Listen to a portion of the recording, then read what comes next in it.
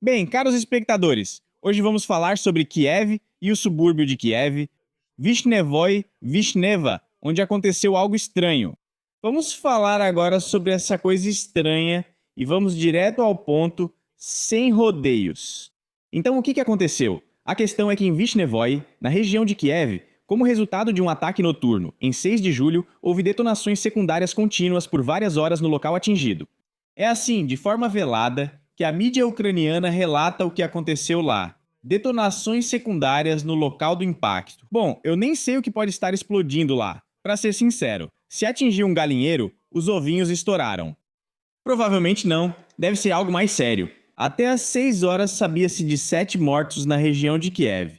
E 6 deles morreram justamente por causa dessas explosões, ataques e outras consequências. E depois disso, há relatos de testemunhas oculares dizendo que foi muito assustador. Foi tão assustador que, provavelmente, em 5 anos de guerra eu nunca tive tanto medo como agora, disse uma das testemunhas. E isso é realmente verdade, porque, bem, olhem só o que estava acontecendo lá. Vou tirar o som daqui, porque, bom, tem algumas palavras impróprias por motivos óbvios.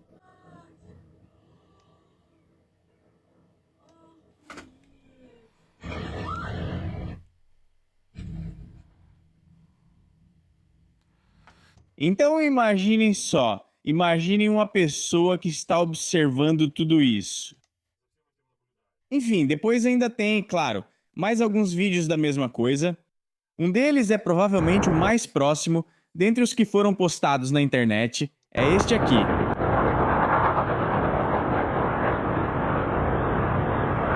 E também tem outro de longe, para que fique claro o tamanho do que está acontecendo.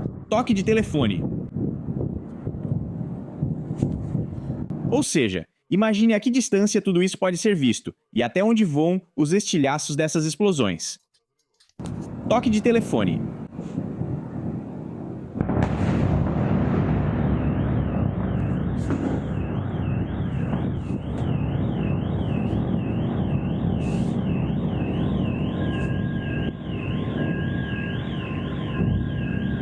E a detonação não parou depois disso. Continuou por mais algumas horas. A testemunha ocular afirma que não arrancaram as molduras das portas. Apenas a porta foi retirada. As janelas tiveram leves danos, mas no geral está tudo razoavelmente normal. Depois disseram que a casa balançava e todos desciam, mas as explosões eram tão fortes que até a porta foi arrancada. O terror e as detonações continuam. Testemunhas dizem que tudo começou às 2 da manhã, depois às 4 da manhã. A campainha toca. O papel de parede se soltou e a porta caiu. Relata uma testemunha. Vejo um clarão, está pegando fogo e não consigo chegar perto da janela. De fato, eu também. Se fosse as testemunhas, não me aproximaria. Além de tudo, depois disso começou a evacuação. Lembro que são 500 pessoas, as ruas estão bloqueadas, as pessoas não conseguem passar. Os socorristas são retratados salvando pessoas dos escombros. Todo respeito e louvor a quem trabalha numa situação dessas. É um tempo difícil. E depois a evacuação é feita de forma voluntária, ou seja, só para quem aparece. E é dito que em Vishnevoi há ameaça de uma nova detonação. Na região de Kiev, os serviços especializados de emergência continuam eliminando as consequências do ataque em massa. A situação mais difícil é justamente em Vishnevoi. Por causa da ameaça de nova detonação de artefatos explosivos, é o que nos dizem. Que objetos explosivos são esses? Talvez, não sei, garrafas de álcool em breve? Dificilmente. A polícia cercou a área, e depois disso, além disso, os moradores de Vishnevi ainda foram orientados a não sair às ruas. Em Vishnevi, na região de Kiev, o Conselho Municipal fez um apelo urgente aos moradores para não saírem de casa e não irem trabalhar pela manhã. De onde as pessoas que não vão trabalhar vão tirar dinheiro? Esse mesmo conselho, é claro, teve dificuldade em explicar. Mas por enquanto, como dizem, parece que os ucranianos aguentam, suportam, aguentam. Depois ainda dizem que um perigo especial foi identificado para várias ruas centrais, em particular Kievskaya, Sviatoshinskaya, Parkovaya, Europeiskaya, Zelezhnodorozhnaya e Yuzhnaya. Elas delimitam os quarteirões próximos ao estádio municipal e ao Parque Central. Aqui está a confirmação de que tudo isso foi divulgado. Depois falaram sobre a detonação secundária já de Zelensky. E Vladimir Zelensky espera um relatório detalhado do SBU e da inteligência. Eu posso, em vez do SBU e da inteligência, dizer qual é o motivo. O fato é que munições eram armazenadas perto de bairros residenciais. As munições, com uma explosão próxima e um impacto muito forte de míssil ou drone, detonaram. E como resultado, ocorreram várias séries de detonações secundárias.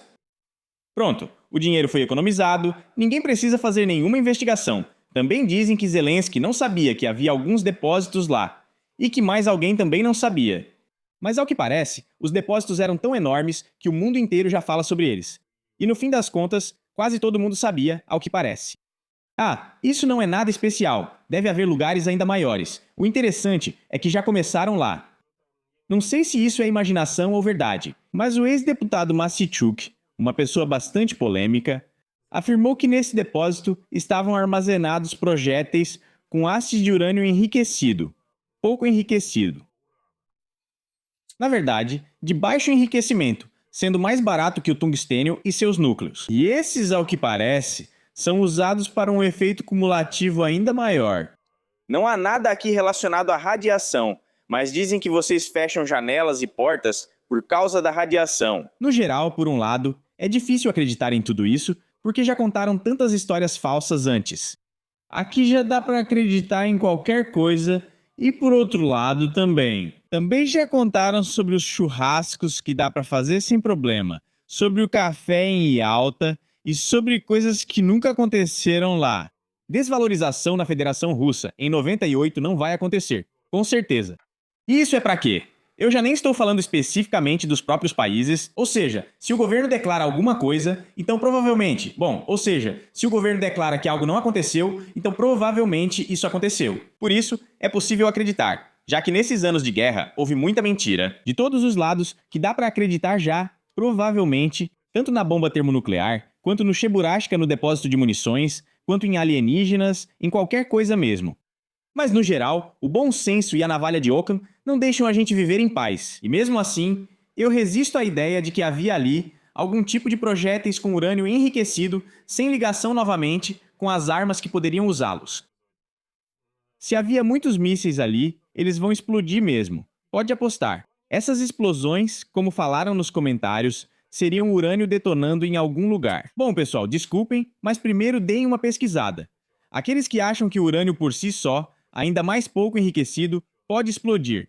Então primeiro vejam o que é massa crítica, em que condições esses projéteis são armazenados, o que é isso.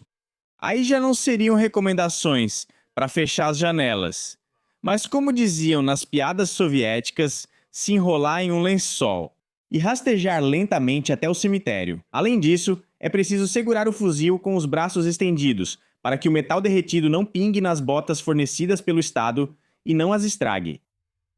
Brincadeiras à parte, a situação é assustadora. E claro, Zelensky exige que alguém conte alguma coisa para ele, então eu meio que compartilhei, mas vamos ver o que ele está contando lá. O trabalho de resgate continua. Ele informou que a Rússia lançou 68 mísseis contra a Ucrânia. É muita coisa. Parte deles era de mísseis balísticos. E também mais de 350 drones de vários tipos.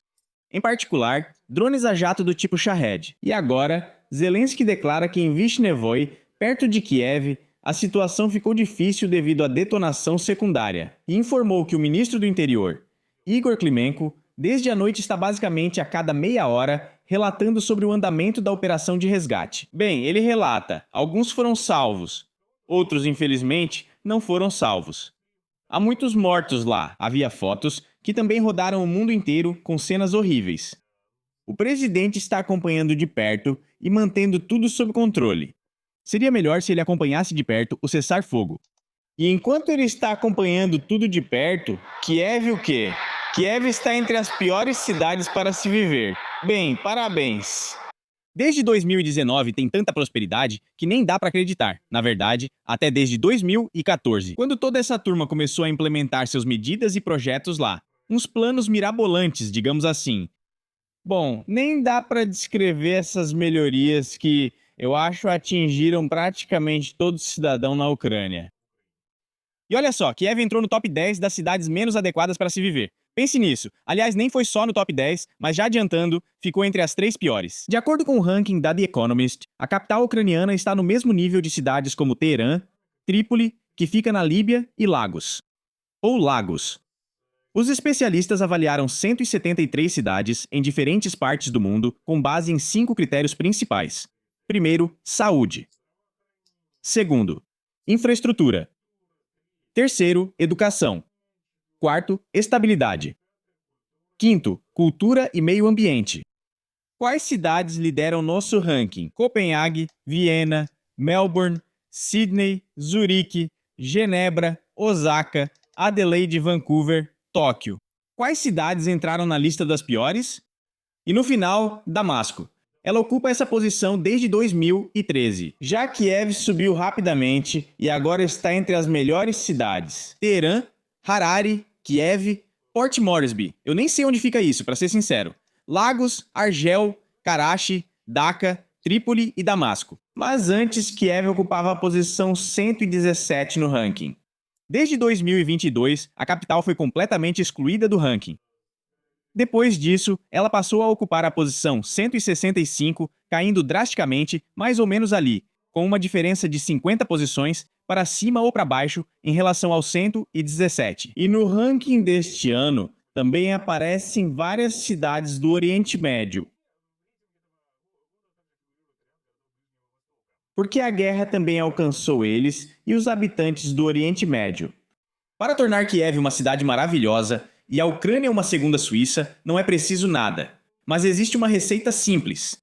Pegamos a OTAN e pegamos o secretário-geral da OTAN, Rutte. E Rutte vai fazer de tudo para que a Ucrânia viva bem, ao que parece. Vamos ver o que Rutte propõe. E ele diz que a aliança, ou seja, a própria OTAN, deve continuar apoiando Kiev. Na véspera da cúpula da OTAN em Ankara, o secretário-geral pediu aos membros que apoiassem a Ucrânia. Acontece que durante a cúpula, espera-se o anúncio de novos pacotes multibilionários de ajuda militar para Kiev. Aqui Kiev é considerada como uma unidade sociopolítica. Já como uma unidade urbanística, digamos assim, não é considerada. E é um erro, porque justamente como unidade urbanística, nada de bom vai acontecer depois que esses bilhões forem destinados. Ou seja, os ataques a Kiev vão continuar constantemente. Os moradores continuarão sob ameaça à vida e à saúde. Mas é claro que todos esses estrangeiros não estão nem aí para o que acontece com os ucranianos comuns. Eles estão prontos para abraçar até perder o juízo com Zelensky e com cúmplices como Sibila ou Sibiga. E bom, o que fazer por si mesmo? Fazer muito para que a guerra deles não te alcance. Além disso, dá para ganhar dinheiro. Por exemplo, na Alemanha, a Henk se reergueu. Esse grupo metalúrgico, cujas ações de 2000 até, se não me engano, 2014 ou até mesmo 2022 subiram de preço em 1000%. Pense nisso, 1000%, ou seja, isso é 10 vezes mais, de fato. As ações subiram uma ordem de grandeza. Quem possuía os títulos dessa organização, já pode, em princípio, beber champanhe pelo resto da vida junto com os netos e bisnetos.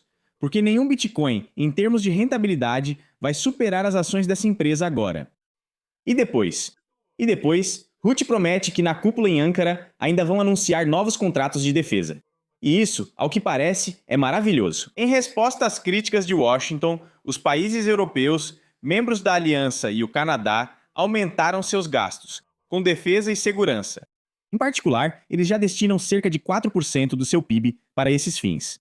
Mas, na verdade, nem todos. Na frente de todos estão os 3 países bálticos. Mais algumas nações. Bem, por um lado, porque os bálticos sempre foram meio guerreiros. Aliás, também me perguntaram nos comentários: por que você sempre implica tanto com eles? E eu respondo: porque essa agressividade militar estranha deles, essa agressividade, bem, ela não tem fundamento nenhum. Tudo bem, pode ser que um país grande haja com agressividade, digamos assim, e fique falando várias coisas sobre seus vizinhos. Mas quando o seu próprio barco tem um rombo enorme, bem, tudo isso fica muito estranho. E se o seu orçamento é composto por vários milhões de euros, isso é bom, isso é maravilhoso. E você reserva milhares de euros para o orçamento da OTAN. Depois disse que o Náuseda, se não me engano, declarou que pediu para outros países também contribuírem para o orçamento da União Europeia. Se pegarmos a Alemanha, 4% do seu PIB, esse dinheiro seria suficiente para a maioria dos alemães pelo resto da vida. Quero dizer, não só para alguns, mas para toda a nação. Se dividirmos assim, E aqui ele fala sobre seguir as regras e distribuir os recursos pela OTAN. Mas eu me distraíam? Ruth, sim, foi isso que ele declarou. E estamos falando ainda de mais 2 a 2,5% do PIB para despesas militares tradicionais e mais 1,5% para outros itens relacionados. Em 2025, líderes poderosos aumentaram os gastos militares em 20%. Nos últimos 18 meses, estamos falando de gastos adicionais no valor de 258 bilhões de dólares. A cúpula ocorre em meio ao descontentamento de Trump com os aliados europeus. Trump ficou tão poderoso que ele até pode dizer ao árbitro deste próprio campeonato de futebol a quem dar o cartão vermelho e a quem não dar. E foi muito interessante ouvir isso também. Trump nem sabia que aquilo era um cartão vermelho, porque para eles esse tal de futebol nem é futebol, é rugby. Lá para eles é isso que conta. Mas esse tal de soccer, que você chuta com os pés, corre com a bolinha redonda, não é tão popular assim. E Trump sempre torceu pelos esportes nacionais dele. Depois, de repente, descobriu que existe esse tal de futebol e ainda deram um cartão vermelho para alguém lá. Entendeu tudo de imediato, assim como com sua própria indicação. E foi isso que ocorreu. O que aconteceu?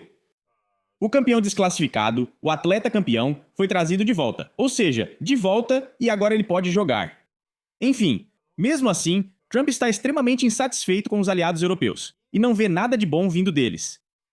Depois tem outro presidente, esse já do lado da Ucrânia. Aqui Zelensky falou sobre uma nova fase do confronto com a Rússia. Aliás, ele já nem esconde mais e xinga abertamente tanto a Rússia. Com esses parceiros, alguns já foram.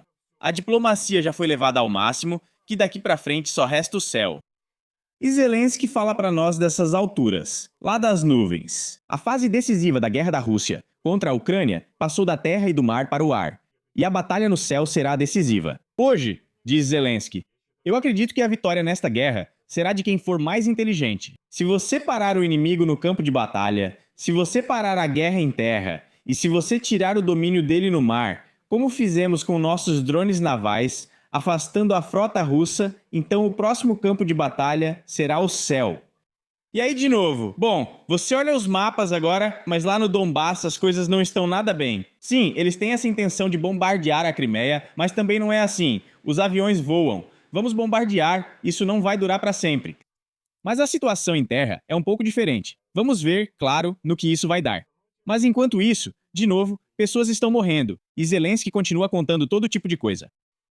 Então vamos ver o que esses líderes sábios e poderosos trouxeram hoje, que não são nossos camaradas, e o que eles podem nos contar.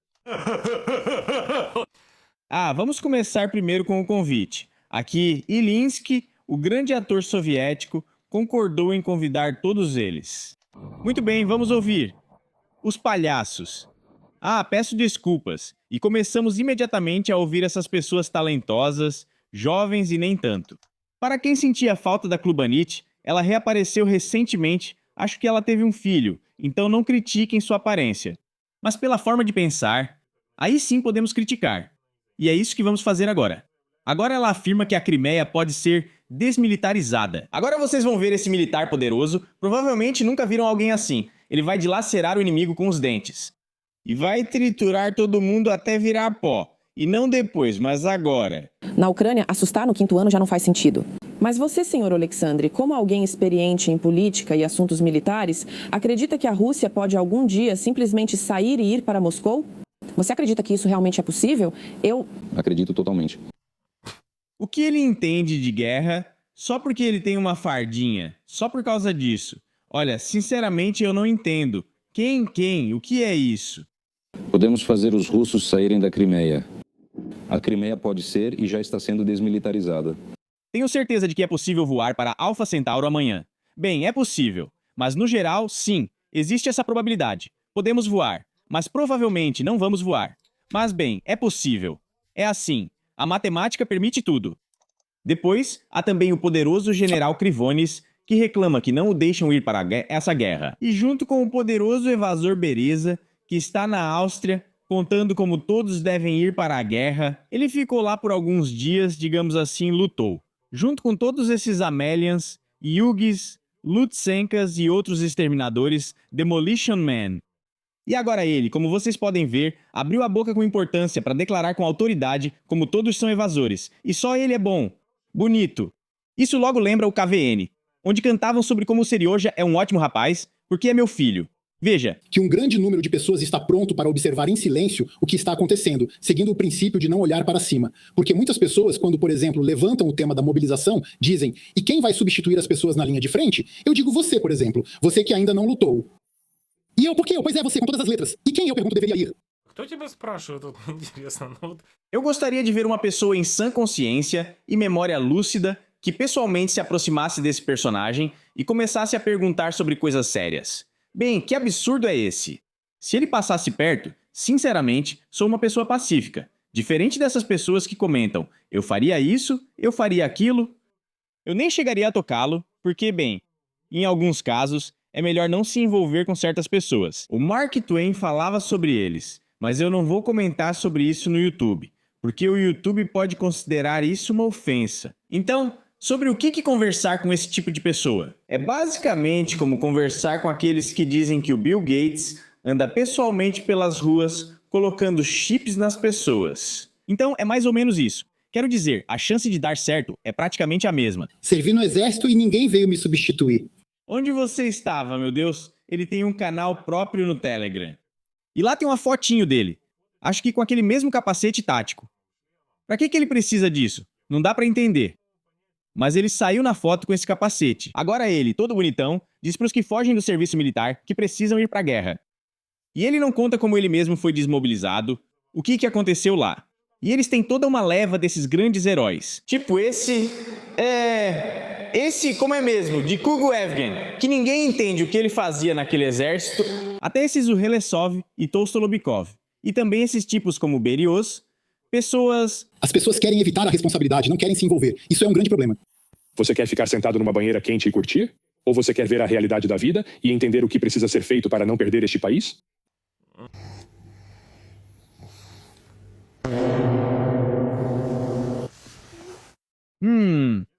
Se a pergunta for colocada assim, então eu quero ficar sentado numa banheira quente e curtir.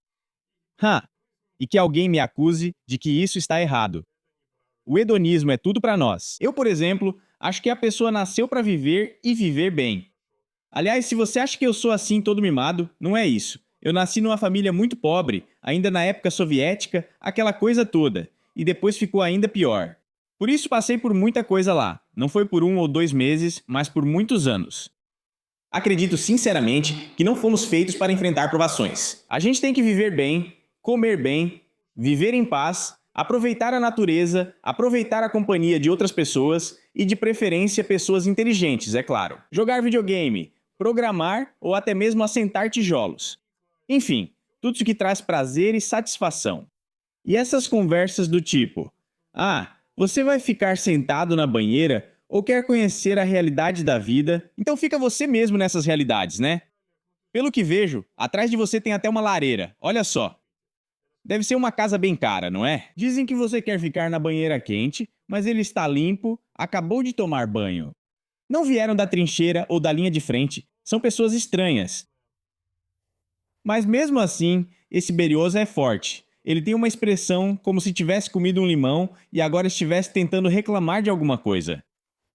Algo estava delicioso. Comentem o que acham, principalmente sobre os projéteis. Se vocês leram em algum lugar fontes mais confiáveis, contem o que leram ou viram, mas só não tragam versões muito absurdas. Embora, por que não? Contem tudo mesmo. Então é isso. Até mais a todos. Façam contratos, criem vínculos nas brigadas e deixem o cargo. Senão todos os civis ficam com medo, achando que toda a guerra a infantaria militar não vale nada. Não, tem trabalho suficiente. Precisa de tudo. A gente vai para o trabalho não como se fosse um fardo. Isso nos dá alegria, é o que posso dizer. Chegamos aqui e é um mundo completamente diferente.